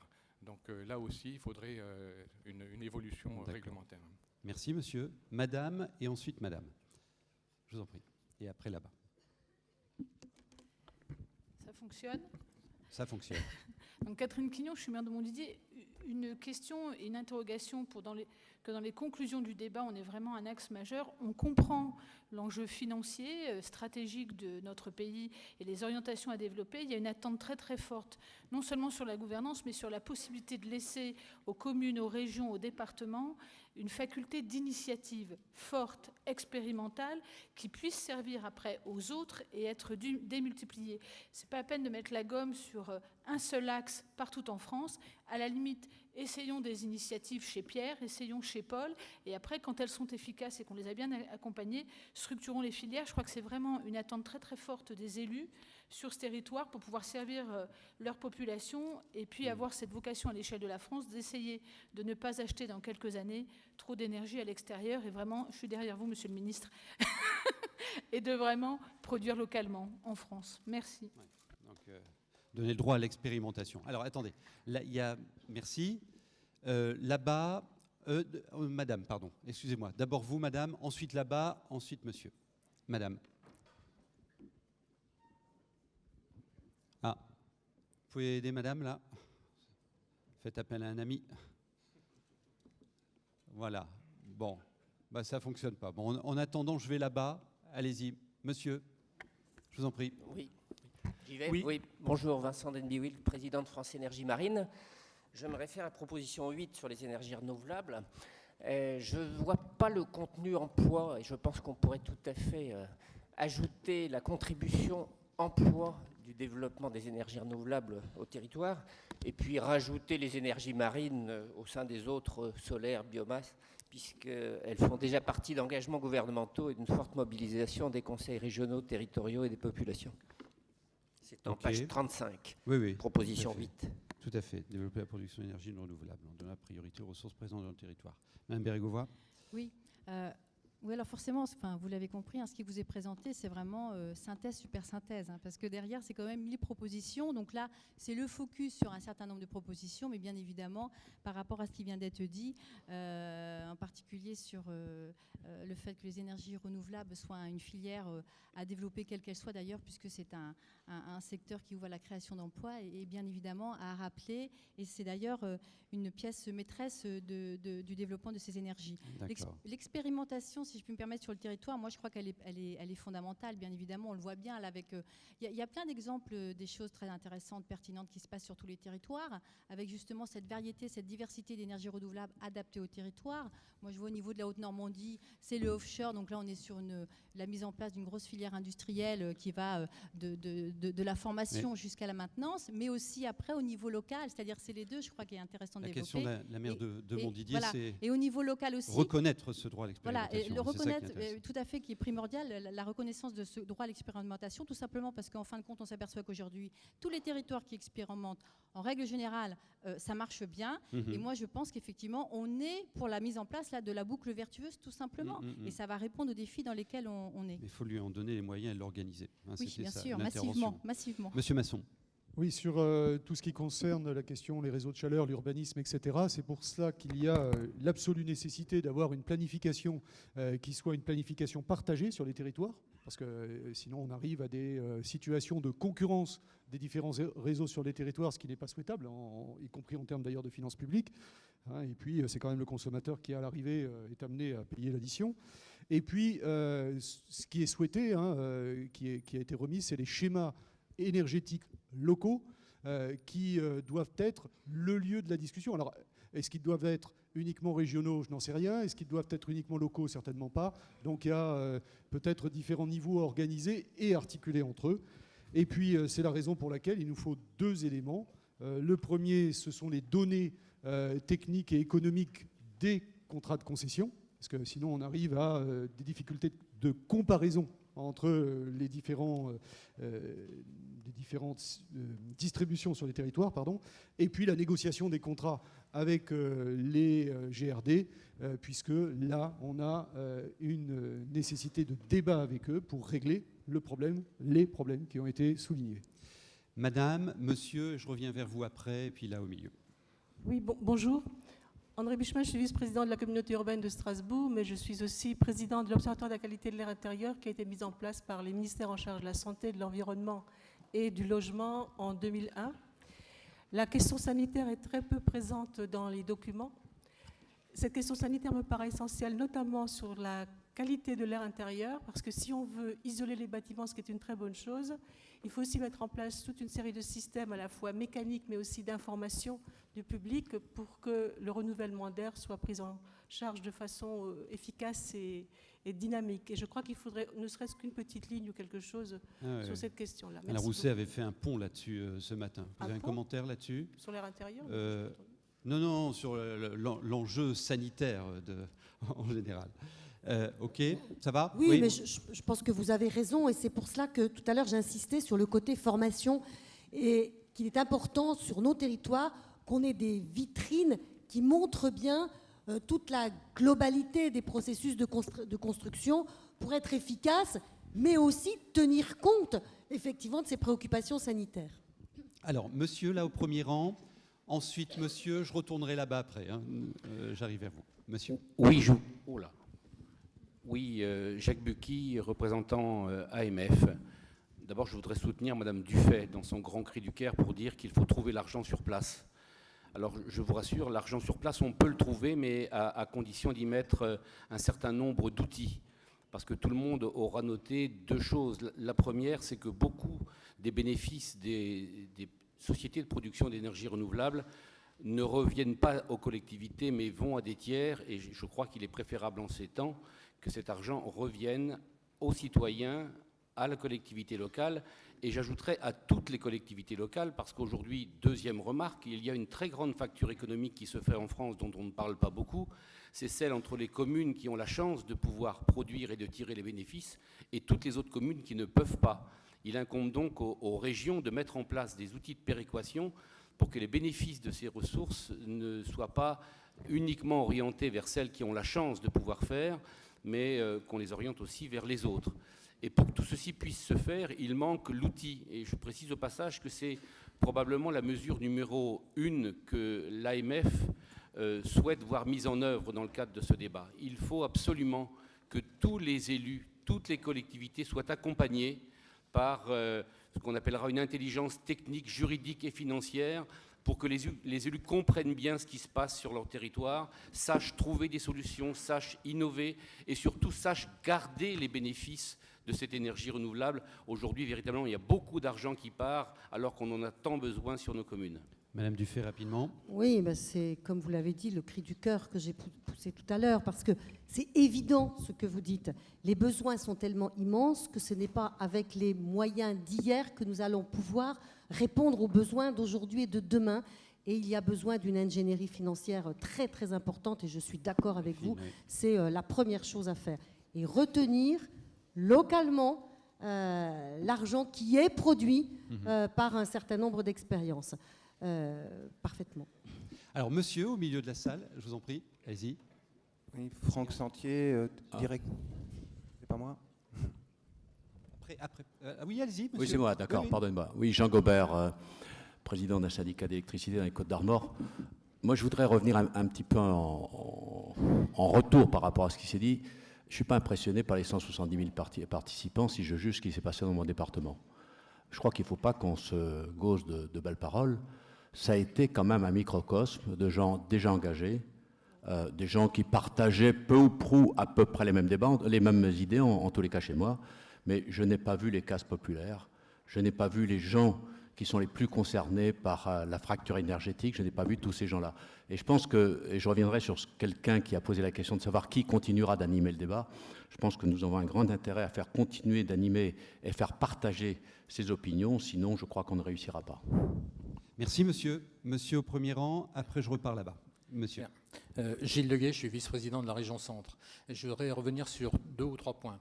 Le premier, c'est que je pense que la leçon de ce débat, c'est la grande validation de la façon dont le comité l'avait posé dès le début, c'est-à-dire commencer par se poser la question des usages et seulement ensuite la question des productions. Commencer par regarder comment on réduit d'abord les consommations. Je pense que c'est extrêmement important. Si vous regardez les propositions, c'est là qu'on a les éléments les plus riches. Ça s'est passé partout. Et je pense que c'est un changement tout à fait fondamental. On ne part pas d'une production et puis ensuite on se pose la question de savoir comment on la consomme, ce qui nous a valu pendant les 40 dernières années d'être dans l'état où nous sommes en ce moment sur la question de l'isolation, mais on pose bien la question dans l'autre sens. Ça, c'est le premier point.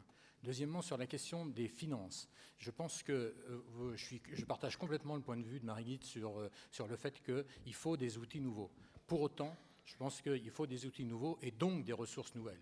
L'ampleur du problème fait qu'il faudra effectivement dégager des ressources et j'insiste particulièrement sur le fait que dans la synthèse qui est faite par les régions, il y a bien d'abord la question de comment on dégage les ressources et ensuite la question de comment on les utilise.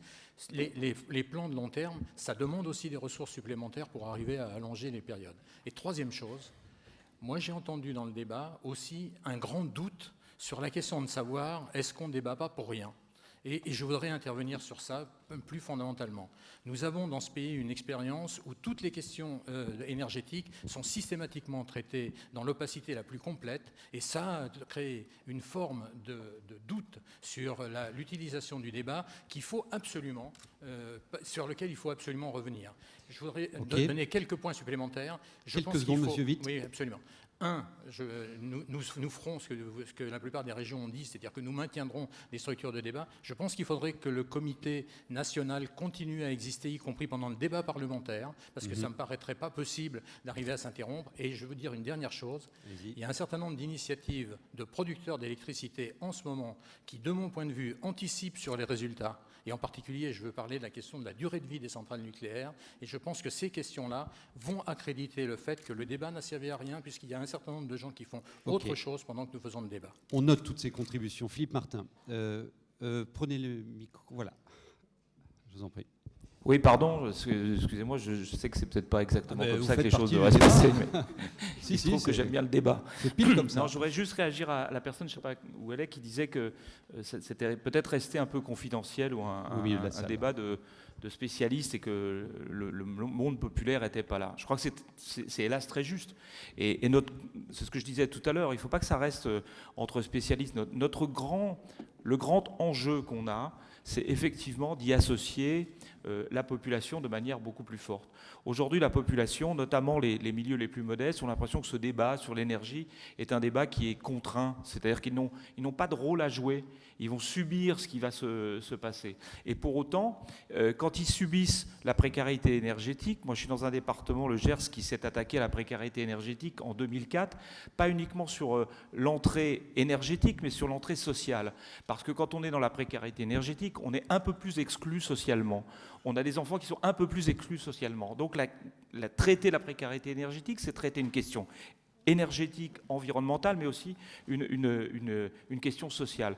Donc je pense tout à fait urgent et nécessaire, effectivement, et ça ne s'arrêtera pas ici avec les travaux qu'on est en train de faire, qu'il faudra faire une campagne de pédagogie beaucoup plus forte pour montrer que ça concerne. Et ça rejoint l'intervention qui a eu lieu après sur l'éventuelle opacité ou la confiscation du débat.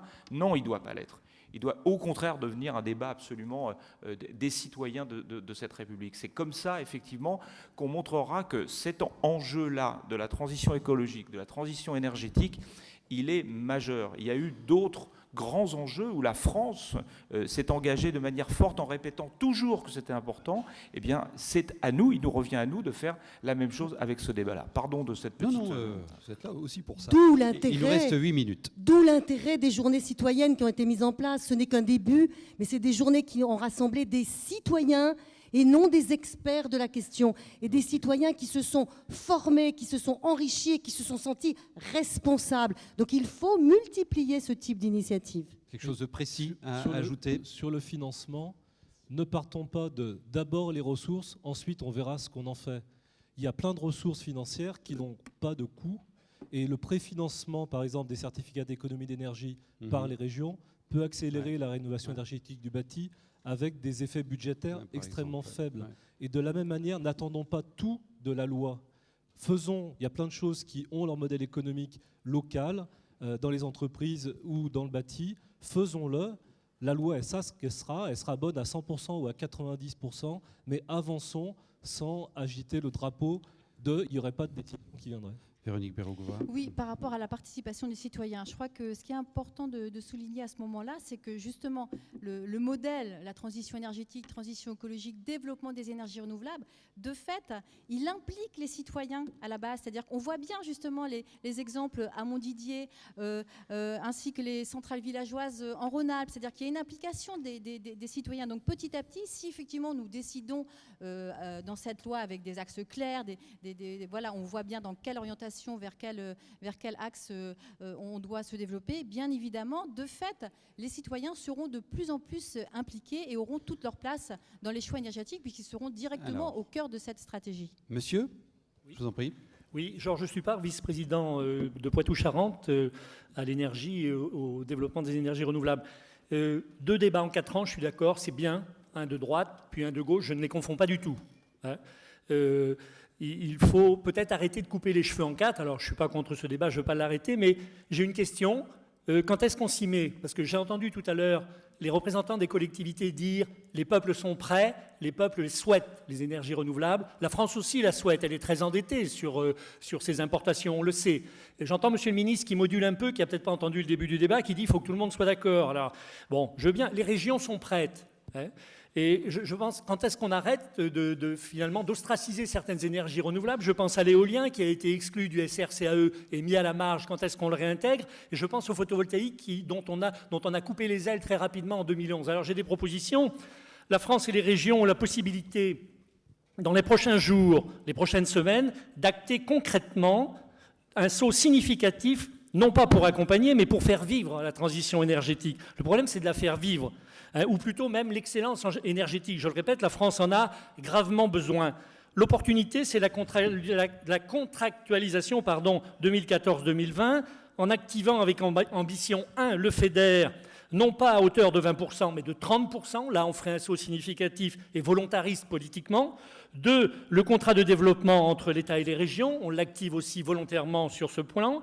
Et puis, le FSE pour accompagner massivement la formation des professionnels et des sous-emplois vers des métiers chargés de sens, les métiers de ce que j'appelle de l'excellence énergétique.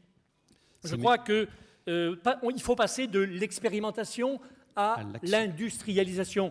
On l'a fait un petit peu en Poitou-Charentes sans se vanter et ça marche. Merci. Merci, monsieur. Deux sièges derrière, je vous en prie, monsieur. Oui, bonjour. Henri Dupassieux, adjoint au maire de Chambéry. 4 remarques. La première sur le financement de l'amélioration thermique de l'habitat. On a lancé une OPH sur Chambéry Métropole il y a 2 ans. On s'aperçoit qu'à partir de 6 000 à 7 000 euros, ça coince. Les propriétaires hésitent à investir. Il faut vraiment mettre en place un outil de financement attractif, fiable, simple, et qui permettent effectivement d'engager les décisions. Deuxième chose, sur l'écologie industrielle. À Chambéry, 50% des consommations d'énergie sont du fait du gaz. 60% de ces consommations de gaz relèvent de 3 industriels. L'un d'eux fait un process de séchage de plaques de plâtre. Il renvoie toute cette énergie dans un nuage de vapeur. Ça fait des années qu'on bute sur comment récupérer cette énergie. Il y a vraiment un plan très important qu'il faut lancer sur l'écologie industrielle, cibler rapidement ces gros gaspilleurs d'énergie, entre guillemets, et aider les collectivités locales, effectivement, à les accompagner pour récupérer cette énergie. Troisième chose, engager la mutation de notre réseau de gaz fossile vers un vrai réseau de gaz naturel. On sait très bien que quand il n'y aura plus de gaz fossile, à quoi servira ce réseau qui est formidable en France? Il représente des possibilités de stockage importantes qui permettront de résoudre nos problèmes d'excédent de production d'électricité d'origine renouvelable. Engageons rapidement la transition, l'évolution de ce réseau de gaz naturel. Et enfin, ça a déjà été exprimé par quelques-uns, comment faisons-nous pour mobiliser les parts citoyennes? On a Énergie Partagée, par exemple, en Rhône-Alpes. C'est très compliqué de travailler avec eux parce que les outils juridiques butent et on n'arrive pas à les associer sur des financements avec les collectivités locales. Travaillons aussi sur cette piste-là. Merci, monsieur. Bonjour, Emmanuel Pallier du cabinet Syndex. Nous travaillons actuellement en région Île-de-France à la demande de l'ensemble des partenaires sociaux sur un projet d'évaluation en termes d'impact, d'emploi et compétences des chantiers et des sujets de la transition énergétique. Les processus d'écriture des SRSAE n'intégraient pas cette donnée, ce n'était pas dans leur cahier des charges, mais c'est une problématique qui est majeure et qui se pose actuellement un peu partout, on peut le constater. Et du coup, ma question est la suivante, elle porte sur l'emploi. C'est quelles sont, en termes d'emploi, les grandes questions qui ont ressurgi de l'ensemble des débats, les questions d'abord transversales, qui ont pu ressurgir d'une région à l'autre et qu'on retrouverait d'une région à l'autre en termes d'accompagnement des compétences et de l'emploi à travers les différents chantiers de la transition énergétique. Et d'autre part, quel mode de gouvernance peut-on envisager ou a-t-on envisagé pour accompagner tous ces changements sur les territoires ? 2 fois que ce sujet revient. Commentaire rapide et vous aurez la dernière question, monsieur. Très rapidement, je crois que le bon point de départ, c'est de regarder l'ensemble des compétences dans les entreprises et chez les salariés qui existent déjà pour répondre aux besoins qui sont les nôtres. Il y a 2 manières de poser la question des emplois verts. Soit on pense que c'est des emplois qui émergent de nulle part et c'est un mythe absolu, soit on pense que c'est une transition des entreprises existantes. Et donc là, il ne faut pas de gouvernance spécifique, de mon point de vue. Il faut le mettre au cœur de la relation emploi-formation dans les territoires avec les outils de la GPEC et avec la déclinaison opérationnelle, la transition énergétique, et le traduire dans nos programmes de formation initiale et continue. Et ça me permet d'insister sur le fait que les chefs d'entreprise et les partenaires sociaux doivent être au cœur de cette réflexion sur la transition énergétique. Là encore, dans nos débats, on a tendance à trop focaliser sur les aspects institutionnels. Il faut qu'on puisse embarquer tout le monde, et c'est de la dynamique des partenaires sociaux que viendra aussi l'accélération. Dernière intervention, monsieur. Ça ne fonctionne pas. Voilà. Jacques Rabal, député maire de Château-Thierry. Je vais être bref. Le grand débat national de la transition énergétique, à travers ce que j'ai entendu, c'est un formidable enjeu. Quelle est la compatibilité de cet enjeu avec l'exploitation des gaz et huiles de schiste ? Notre territoire est concerné avec le permis de Château-Thierry accordé en 2009 et aujourd'hui, ce sont 8 autres demandes qui sont en instruction. Donc je voudrais savoir s'il y a une compatibilité avec tout ce qu'on a dit. Sur le territoire, il y a une forte incompréhension. Vous imaginez des débats qui ont été fortement suivis et aujourd'hui, pour nous, c'est l'incompréhension. Ok. Oui. Voilà. Écoutez, ils se là, battent, hein. Vous avez un ministre devant vous, là, en même temps. Moi, je pense que... Autre question. Oui, après, je vous laisserai, monsieur le ministre, répondre, puisque... Mais si je puis me permettre 30 secondes pour préparer. De donner mon avis, je pense que, voilà, si on continue à aller... si on va vers les gaz de schiste, ne serait-ce que pour vérifier s'il y en a, on a tout faux. Quand on passe à côté de la transition énergétique écologique, il faut quand même qu'on se mobilise sur des choses telles que je l'ai développé, les énergies renouvelables. Ça serait un véritable gâchis et une fois de plus, on en reprend, on prend du retard sur justement tout ce qu'on vient d'énoncer, de développer, qui vont dans le bon sens et qui répondent aux enjeux, aux engagements que nous devons tenir. Jean-Patrick Masson. La dernière intervention. Ce n'est pas pour parler des gaz de schiste, mais c'est pour vous donner un peu la tonalité. Moi, je ne voudrais pas que ce débat s'enfonce dans un consensus, quel qu'il soit, qui aboutisse au plus petit dénominateur commun. Donc je pense que le rôle de ce débat, c'est de construire, certes du consensus, mais surtout du compromis.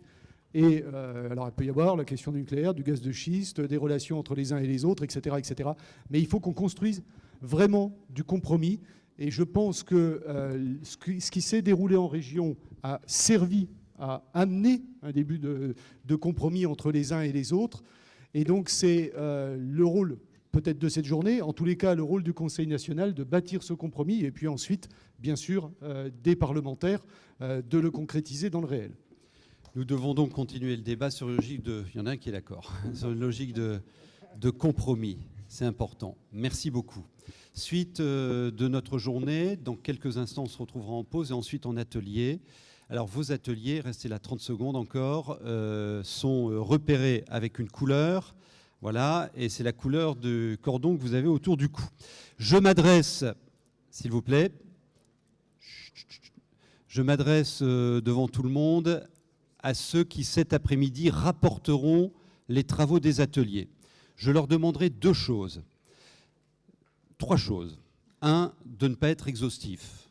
On a 10 ateliers. Et par conséquent, je leur demanderai 2 choses. L'une, de nous restituer en 2-3 minutes la tonalité générale des échanges au cours des ateliers. Point de compromis, point de consensus. Et puis ensuite, la chose que je leur demanderai, c'est de nous partager un fait précis. Alors, il faudra choisir un fait précis qui émergera de vos échanges. Et une méthodologie est précisée et vous sera proposée pour guider l'animation de l'atelier. Ce midi, je retrouverai celles et ceux qui font les synthèses écrites des ateliers pour préparer les supports visuels pour cette mise en commun qui démarrera à 14h45. Là, tout de suite, vous passez par la case pause, 10 minutes maximum, et ensuite direct vers les ateliers. À tout à l'heure.